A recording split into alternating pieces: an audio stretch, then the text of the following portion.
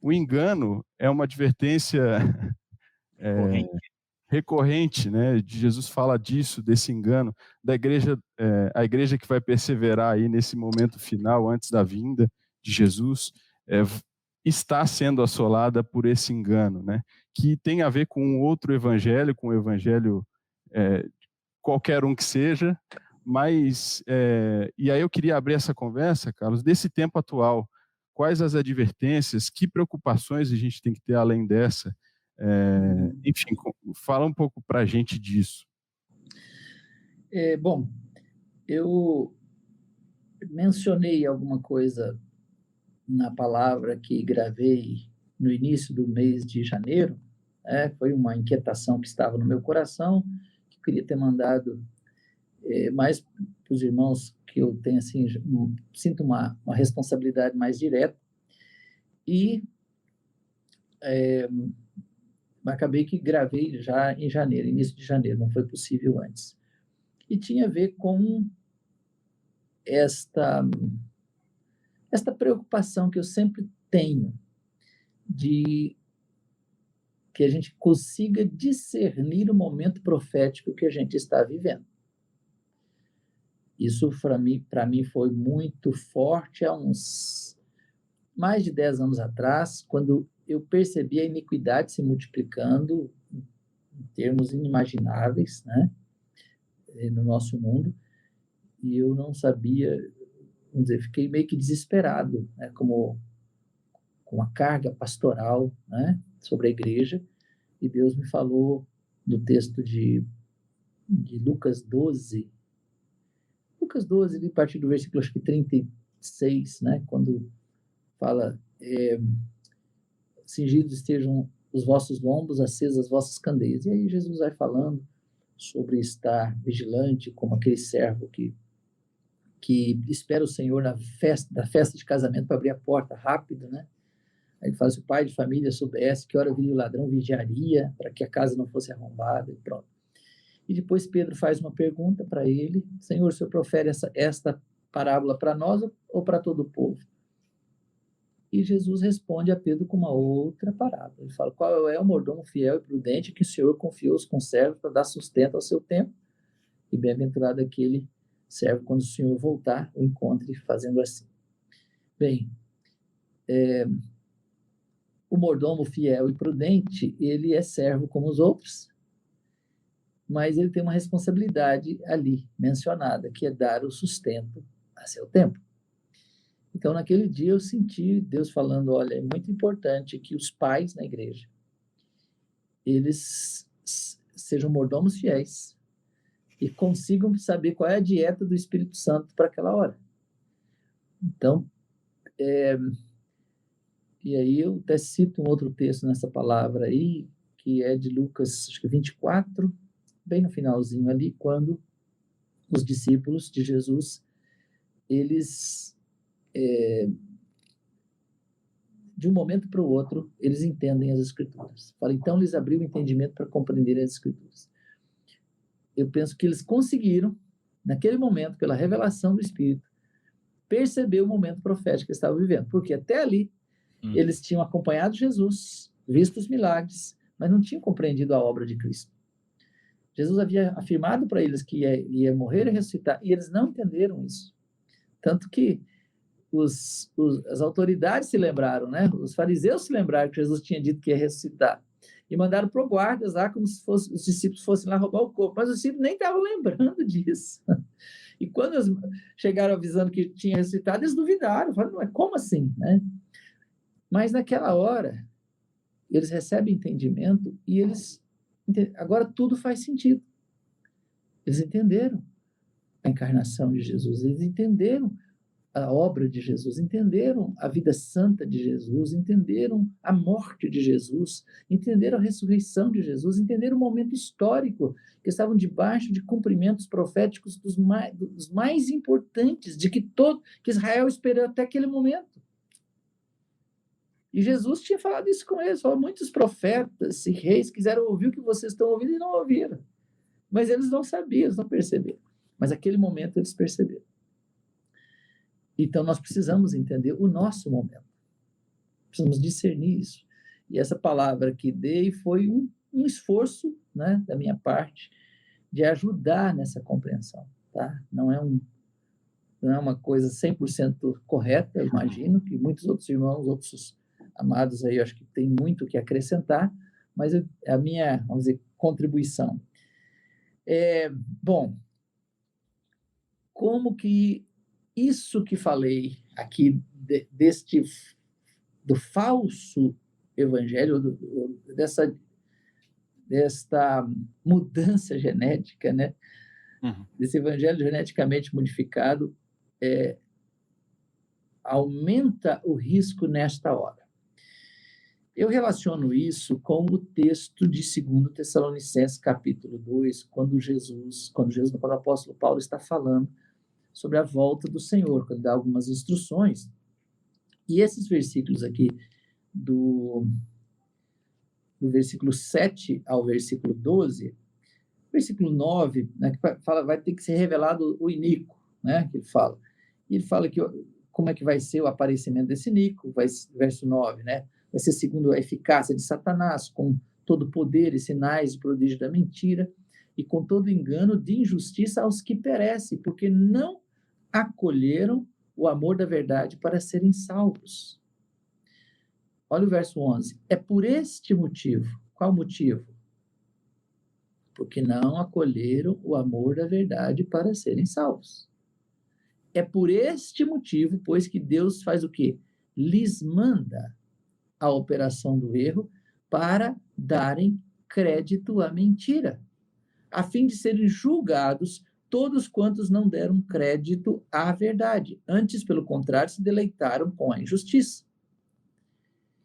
Isso aqui, penso que está dando informações, esse texto está nos dando informações sobre o cumprimento profético de dois movimentos que eu penso que está em andamento neste momento no mundo. Por um lado, a multiplicação da iniquidade, dois cumprimentos proféticos.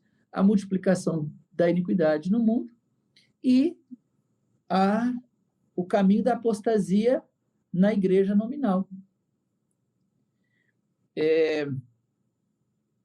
Se a gente for ler textos que estão em 1 Timóteo, por exemplo, que fala sobre o que vai acontecer, os homens serão avarentos, tem uma descrição ali, está mostrando o mundo, o que vai estar acontecendo no mundo. Mas tem outros que falam o que vai acontecer dentro da igreja, vai haver comichão no ouvido, né? Coceira no ouvido, não querer ouvir o que lhe agrada. Quer dizer, essas duas coisas são cumprimentos proféticos do final dos tempos, mas ora está falando o que está acontecendo no mundo e caracteriza a multiplicação da iniquidade, mas outras coisas que estão acontecendo no meio, vamos dizer, chamado cristão. Então, quando a gente pensa que este evangelho das ofertas, ele foi piorando e se tornou este evangelho da prosperidade,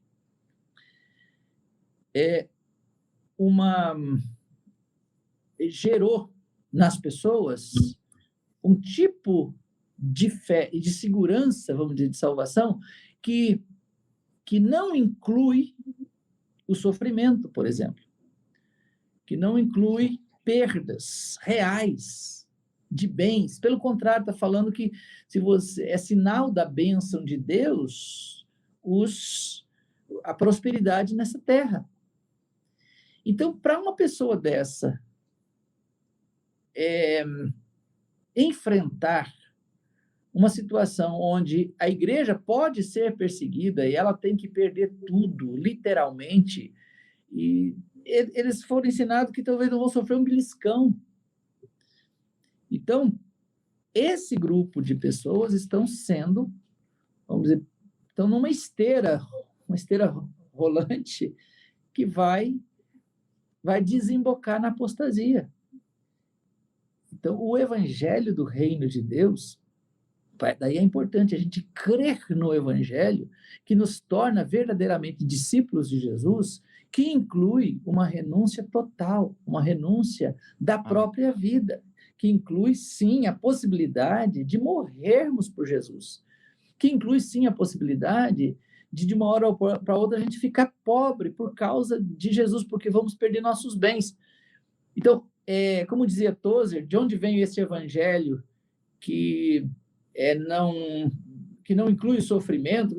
Ele falou, as pessoas, uma leitura completa do Novo Testamento destrói isso, mas o problema é que as pessoas não estão lendo as Escrituras, elas estão ouvindo pregadores. Elas estão ouvindo, é o negócio do comichão no ouvido, então estão ouvindo pregadores, e estão ouvindo tipo um cardápio preparado para satisfazê-las. Então, hoje, é por isso que eu creio, sim, que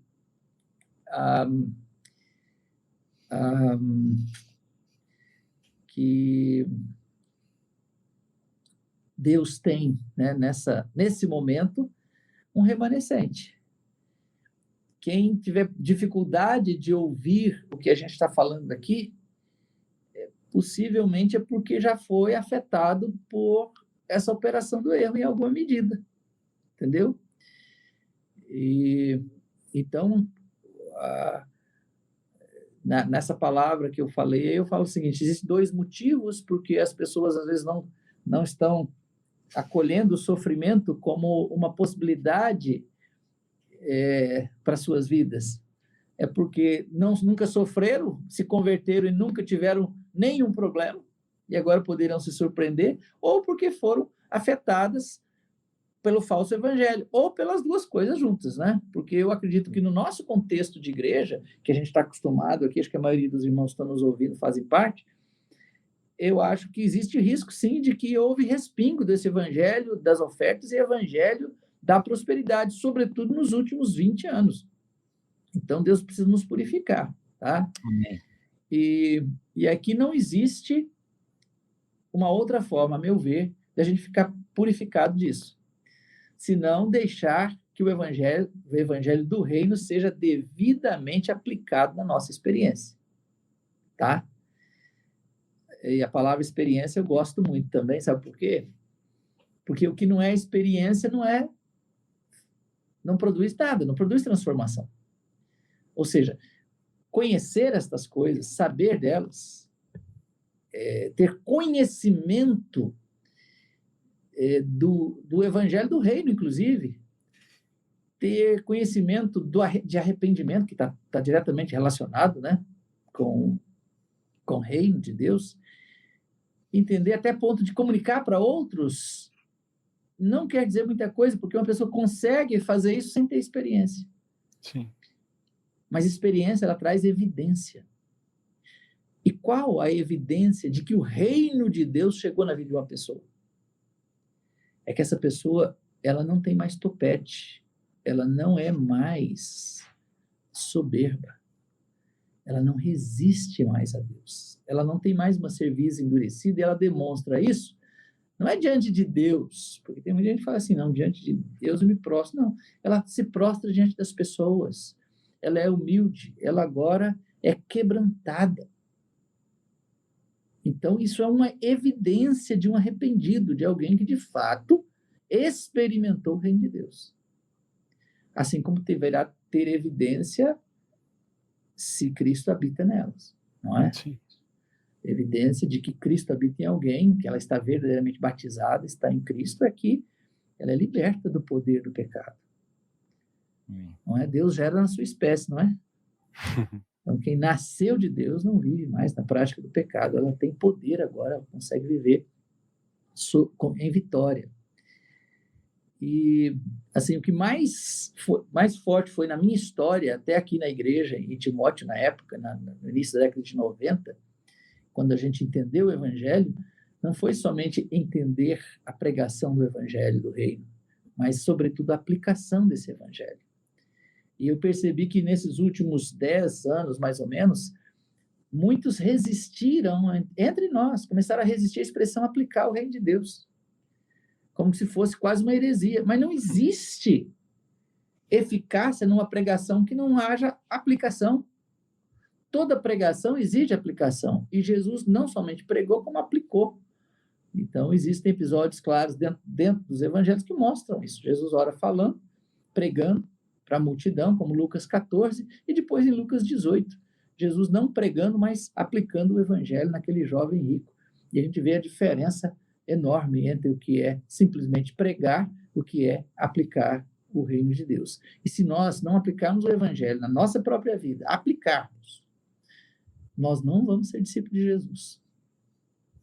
E se nós queremos fazer discípulo de Jesus, nós vamos ter que ter graça e ousadia de fazer a mesma coisa. E quando a gente faz isso, a gente corre risco de ser perseguido e de ser abandonado. E das pessoas irem embora. Nós não podemos ter medo desse risco também, não. Porque senão, nós vamos andar em círculos, né?